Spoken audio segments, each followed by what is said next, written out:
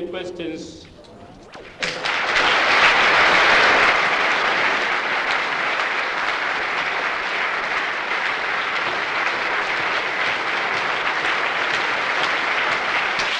Mr. Vice President, Your Excellencies, and ladies and gentlemen, when a politician dies, when he goes to heaven, he doesn't have the penalty that the ordinary person has.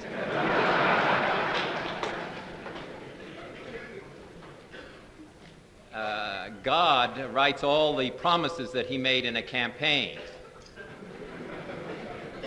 And he has to climb a ladder, and he has to take a piece of white chalk, and he has to cross out every promise he made he didn't keep. And I understood that there was a politician from Tanganyika and a politician from Zanzibar.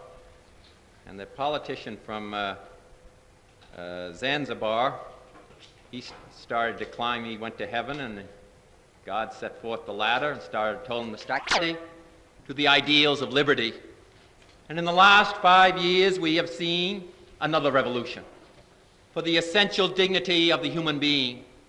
A decade ago, many parts of the United States were governed by the degrading and divisive principles of racial discrimination in jobs, in housing, in education, and in justice.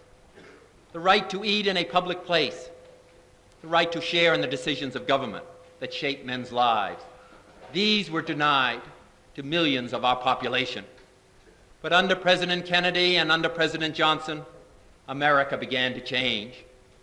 We passed legislation to make racial discrimination illegal, to give every man a fair place in the sun and every child a chance for his future. For we recognized at long last that the principle of the Golden Rule is not sentimentality, but the deepest practical wisdom, and that cruelty is contagious, and its disease knows no bounds of race or nation. As I said to the people of South Africa yesterday, where men can be deprived of their rights and their liberty because their skin is black, in the fullness of time, they can be deprived of their rights and their liberty because their skin is white. Freedom is not money that I can enlarge mine by taking yours.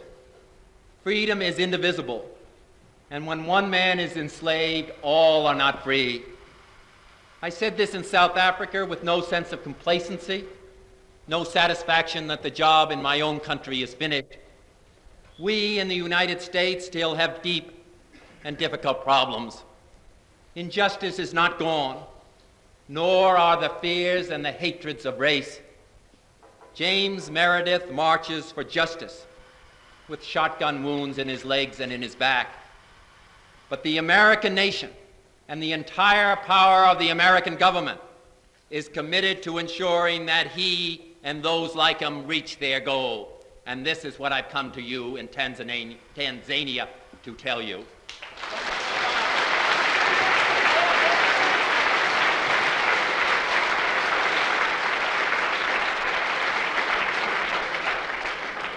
The progress that we are making in the United States, the progress that you are making here in Tanzania, must be done all over this continent and all over the world.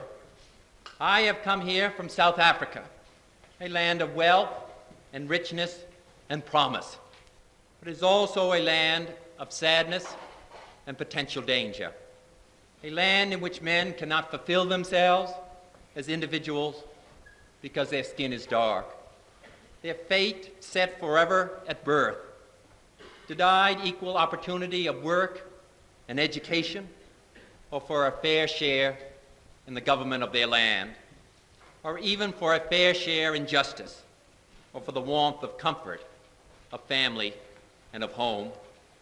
But I want to say that I also saw hope in South Africa. I saw tens and hundreds of thousands of people, black and white and brown, men and women of good conscience and inquiring minds, as concerned, I might say, as you and I, with inequality, and as determined to eliminate racial injustice as you and I, determined that South Africa will join this continent in brotherhood and in freedom and in peace. And I saw those people in South Africa. Above all, I was impressed by many of the young people of South Africa, of all races and of all colors, fighting alongside one another for the right to study and to organize and to work together without regard to anything but the individual's talent and energy and willingness to contribute to his fellow man. I saw those people also in South Africa. Like the young men and women of every nation that I have visited, they are in more ways more closely joined to you and to the brothers of your generation in every nation than they are to the older generation in their own land. And they are with you prepared, I believe, to dare and to sacrifice for the vision of a better life and a common justice for all of mankind. But even as we recognize the imperfections of others, we must also recognize our own imperfections, our own mistakes, and we must work to meet our obligations to our own people, to our neighbors, and to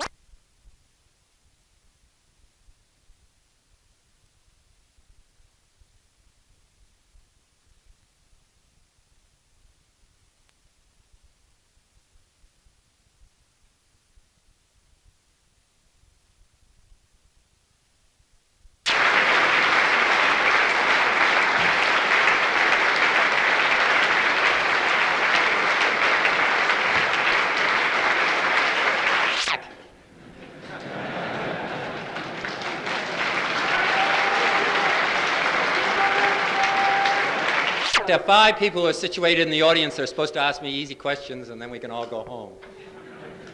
But I'll be glad to answer any questions that anybody might have, or at least try to answer them.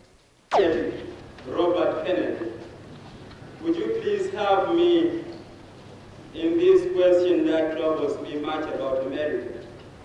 America is said to be a highly developed country, but please, I'm ignorant of the way Americans are treating people in Vietnam.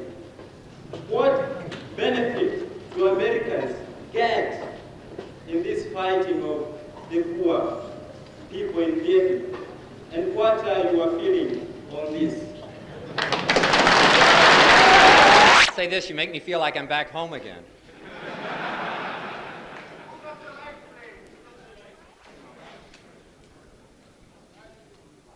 First, understanding the problems in Vietnam, one has to understand that the people of Vietnam now have been fighting for their independence for some 25 years.